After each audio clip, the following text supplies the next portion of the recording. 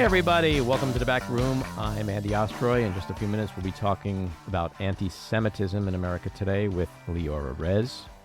But first, thank you for tuning in. We appreciate you listening, and we'd love to hear your comments. So email us at backroomandy@gmail.com and or post on our social media, and we'll read some feedback next time. And if you like the podcast, please rate and review and follow or subscribe, and you'll be notified every time we post a new episode. So, Liora Rez is the founder and executive director of Stop Antisemitism, a national watchdog organization working to expose the hate, threats, and outright violence Jews in America are facing each day. Liora herself is a political refugee who fled the Soviet Union with her family as a young girl due to escalating anti-Semitism. Liora, welcome into The Back Room. Oh, pleasure to be with you. So, share with us how, when, and why you founded StopAntisemitism.org. Yeah, absolutely. So Stop Antisemitism was born in response to increasing anti-Semitic violence and sentiment that we've been all seeing across the United States.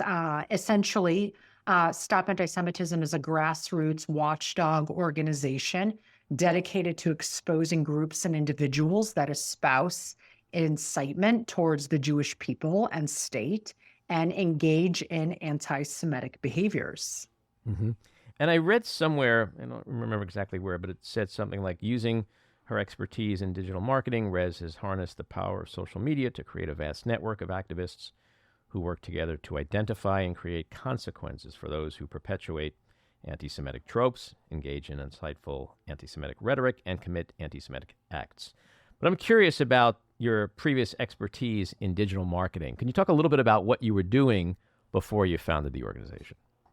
Yeah, sure. So around 2010, 2011, I started kind of fiddling with Instagram before a lot of people really even knew what it was. It was before Facebook purchased Instagram.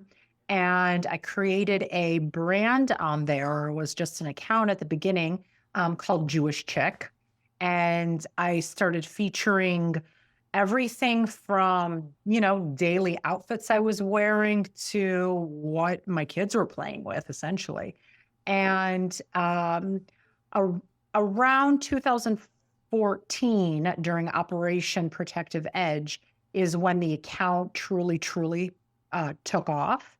And at that point, I had really managed to monetize. I had, a website. It was, during the prime time of the blogging era, and I had the social media sites up. And I was very fortunate to partner with some of, the largest clothing brands out there, with some of the largest toy brands out there, various Jewish organizations, so on and so forth. And one thing, while everything on that, in regards to that aspect was hunky-dory, I had noticed something so startling because of the handle that I had, the identity of the brand, right? Jewish Chick. Mm-hmm. The amount of anti-Semitic rhetoric I was receiving, blog comments on the social media platforms that I was on, was really shocking to me. Not the content, but where it was coming from. Mm-hmm. Obviously it was coming from the neo-Nazi right, but as the years progressed, right? So we're talking 2013, 2015, 2017, I started seeing so much hateful rhetoric coming from the Black Hebrew Israelite movement, where these comments and these individuals, specifically men, would tell me, you're not a Jew, you're a fake Khazar, and at that point, I'm like, what in the world are they talking about? And as the years progressed, that kind of rhetoric from that particular group started getting more and more volatile and hostile. Mm-hmm. And I started seeing, the same kind of rhetoric where the neo-Nazis would comment, get back into the ovens. And at the same time, what ovens? Because the Holocaust didn't happen, right? Because they can't make up their minds in regards to, did we make up the Holocaust, or should there be another Holocaust? Mm-hmm. And they want to kill us all. I started seeing, fast forward now, it's that horseshoe theory we all talk about, but from these radical leftists, instead of using the word Jew, they would just insert Zionist, right? And fast forward a few years, their messaging is almost right on par, especially when you have these neo-Nazis mimicking the left's rhetoric, the radical left's rhetoric of you Zionists, you colonizers, you baby killers, so on and so forth. So around 2017, 2018, after, a bit of fundraising, Stop Antisemitism was launched.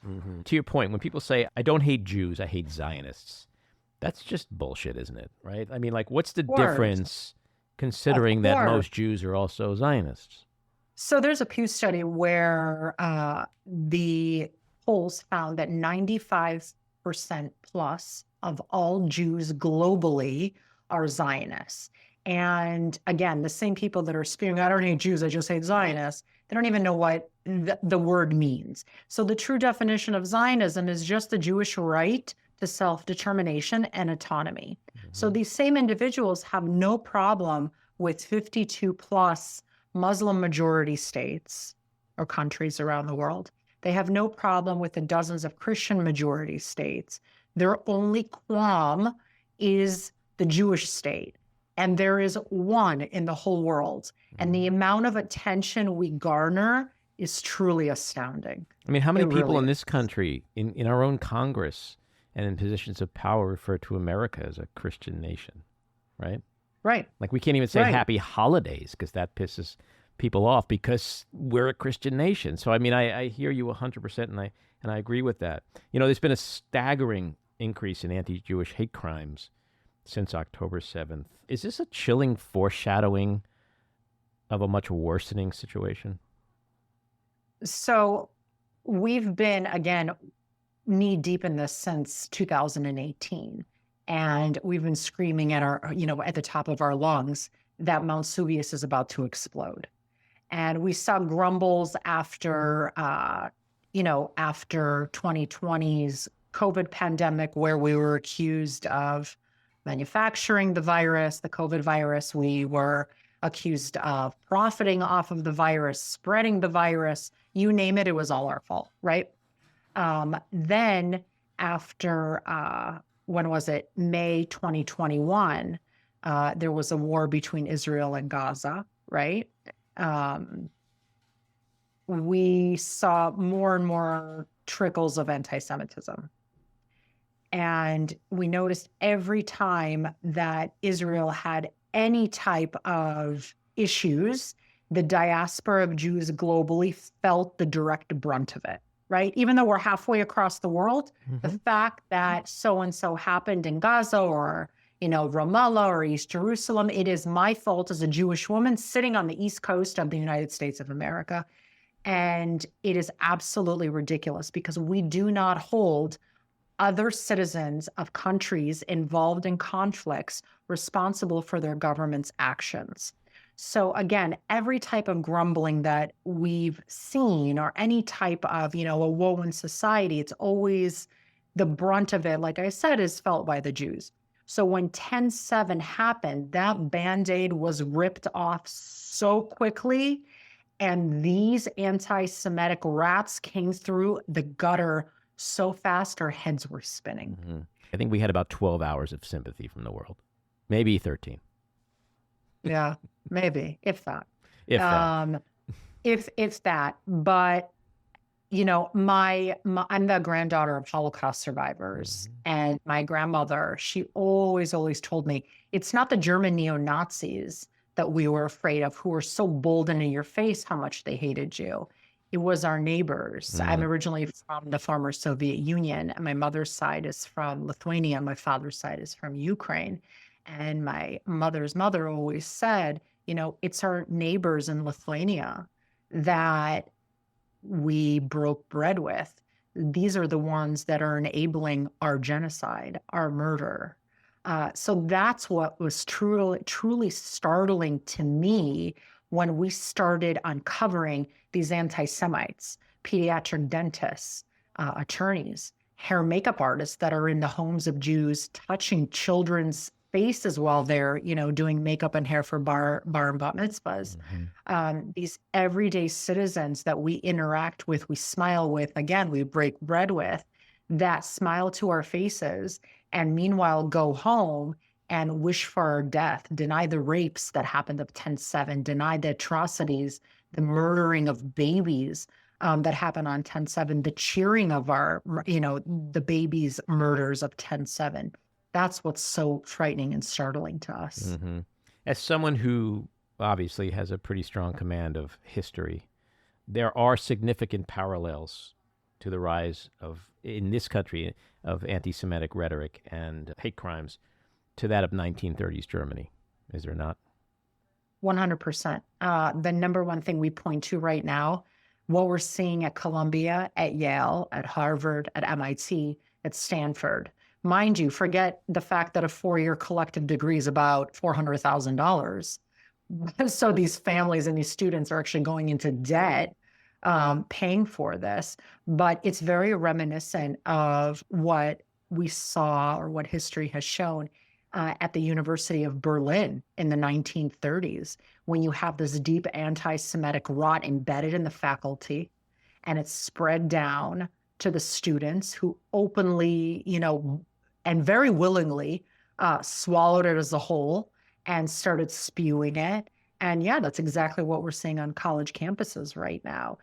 There are some schools that should be commended, schools and states that are really doing their best to try to squash this.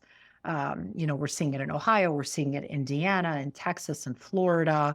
So we really, really commend them. I don't think they get enough applause and praise as they should.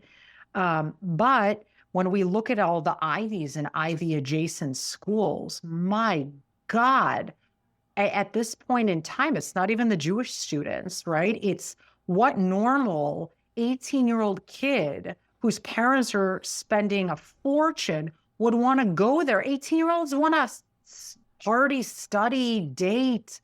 Should be the best 4 years of your life, right? Shouldn't have to be tormented, barricaded into a library studying for finals. Especially coming after a pandemic. And now you can't go to yet another graduation ceremony. Yeah, listen, let's look at what happened in Colombia 4 years ago. These poor high schoolers were robbed of their commencement, right? And again, I always say it's uncontrollable situation. We're in a global pandemic. Everyone's running around like chickens with their heads cut off, not knowing what the right thing to do is. Okay, that's understandable. But 4 years later, when the administrators at Columbia, the president, who's just an utter miserable failure, and the board of trustees who's allowing her to get away with all of this, the fact that they're canceling graduation as a whole, after, again, families have invested so much money, and these students are going into debt for nearly $500,000, and they don't even get to enjoy their commencement. It's so heartbreaking. Yeah, and on the parallels to Germany, back in 2015, at that time I was writing a lot for Huffington, and I would be on their homepage almost every day. And I wrote a piece called Trump and Hitler, but they wouldn't publish it. It was too controversial back then. But it was easy to see where this is going. And I still say that America is such a tinderbox, because what's missing from 1930s Germany is real economic hardship, truly high unemployment, truly high inflation. Imagine if our economy was struggling and tons of people were out of work. I mean, when this is the greatest economy we've had in decades, imagine if it wasn't. Imagine if it was real serious recession or depression. Imagine what we would be experiencing in this country with anti-Semitism. I mean, if we take a look at the typical biography or profile of an anti-Semite, the majority of them, I'm not talking about the handful of trust fund babies that have nothing better to do with their days. So, their multi-million-dollar trusts are continuing accruing interest and capital gains, and them living in their Brooklyn multi-million-dollar brownstones, they've committed themselves to be outside agitators and are bullying 18 and 19-year-olds. But the majority of the individuals participating in these protests, they're just miserable human beings. They're social outcasts. They're frustrated. They have mental health problems. So their way out is to vilify Jews. However, it's 2024, right? So you can't, on the left, on college campuses, outright say Jews, Jewish people. What you can say is Israel, colonizer, Zionists, yada, yada. So that language has shifted. But when we look at, again, the profiles of these individuals, yes, they're not the healthiest and most successful amongst humanity. Mm-hmm. So one of the goals of Stop Antisemitism is to inflict consequence on those who are rabid. That's our sole goal. Yeah. That is our sole goal. From day one, and a lot of people are always like, well, you should try this. No, we have one goal. We are trekking forward. And we create consequences for anti-Semites, and that includes firing, suspensions, expulsions, so on and so forth. What do you say to the critics? And I'm not one, but what do you say to the critics who say, oh, you're just squashing free speech and that's not fair, and students who say this or say that shouldn't, they're just protesting and they shouldn't be denied cushy jobs when they graduate, blah, blah, blah. Listen, we live in the United States. Thank God we have freedom of speech. Mm-hmm. If you want to scream at the top of your lungs, I hate Jews, go for it. Mm-hmm. But that free speech doesn't stop when Stop Antisemitism gets a hold of the video of you screaming at it and posts it to social media and alerts your community, family, friends, employers, and so on and so forth. So while one gets to enjoy the benefits of free speech, that benefit doesn't stop with us. So what you're suggesting is it's not cancel culture, it's consequence culture. So listen, toddlers are grown up, are raised with consequences. Children are taught no. And when you don't listen, there is a punishment. That doesn't change when you're an adult. In life, there's rules, and there's policies. And when you work for a private employer, when you attend a $50,000 a year private school, you sign a code of ethics. HR departments make you sign these. So no one is above those rules, right? If I had an employee whose video I was shown screaming anti-Semitic, bigoted banter, I would be like, don't let that door hit you on the you-know-what. Right. Because myself as an employer, I don't want any affiliation with a bigot, a racist, whether it's towards African Americans, Latinos, members of the LGBTQ plus community, Jews, Muslims, Christians. No, thank you. So you can't blame the employers. No one's above the rules. And if you want to, again, get on your platform and scream, I hate Jews, go for it. But you're not exempt to consequences and rules. No, look, back in the day when the KKK would spew their bullshit, they'd go out into a forest in the middle of the night, put on a hood, or do it on the street corner. But they were, actually it's not lost on me that a lot of these protesters are all, they're wearing masks. But I agree with you 100%. If you're gonna be public in your hatred and you're gonna say vile things, and this isn't just stop the war. We both know exactly what we're talking about here. It's the vile hate speak. It's prejudice. It's bigotry. It's really disgusting, rabid anti-Semitism that we're talking about. It is. Go for it. Go for it. But there's consequences. Right. And I want to just mention, if you're saying stop the war, ceasefire, that's not something that we deem anti-Semitic. We use the IRA definition of anti-Semitism, which is adopted by the U.S. Department of State. It's adopted by the Department of Education. And IRA stands for International Holocaust Remembrance Alliance. So that's our gold standard. There's 11 sub-definitions, just as examples. It's on our website that your listeners can go check out. It's stopantisemitism.org under the About section. So this is what we use when we're featuring somebody. So again, differences of opinion, great. But when something is deemed anti-Semitic by IRA, specifically by a medical professional, that's a problem for us. If you have Jewish patients, Jewish clients, and you're screaming this rhetoric, well, we have an issue with that, as does a normal functioning member of society. Your organization holds Anti-Semite of the Week and Anti-Semite of the Year competitions. Clearly, Kanye doesn't just win Grammys. He's won Anti-Semite of the Year, I think back in 2022.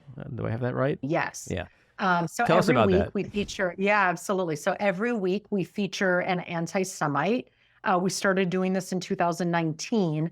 And I'm not sure who exactly gave us the idea to actually have, the public vote for the anti-Semite of the year.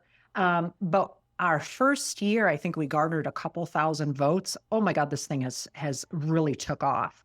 I want to say our last contest garnered over 25,000 votes. Kanye was the winner, you're right, in 2022. Rashida Tlaib was our 2023 Anti-Semite of the Year, and she beat out Ismail Haniyeh. So that's how much she's hated in the United States, despite continuing to hold on to her congressional seat. Who's on the short list for 24 so far? Who's on the short list? No, we're only in May. I can tell you, there's a Twitter X user by the name of Jackson Hinkle. Wow, this guy's like a hodgepodge of neo-Nazi, radical Islamo, leftism. This guy's a schizophrenic of anti-Semites that reaches a lot of people. Thankfully, he's been booted off a couple of platforms for breaking one policy after another, promoting, for the vilification, isolation, and violence against Jews. But he's still on Elon Musk's platform for now. But no, again, if your listeners want to check out stopantisemitism.org, you can have fun scrolling through that list. And so you guys get tips. That's how it really starts. That's the genesis of a case, or like when you're going after someone, it comes through tips, be they anonymous or not.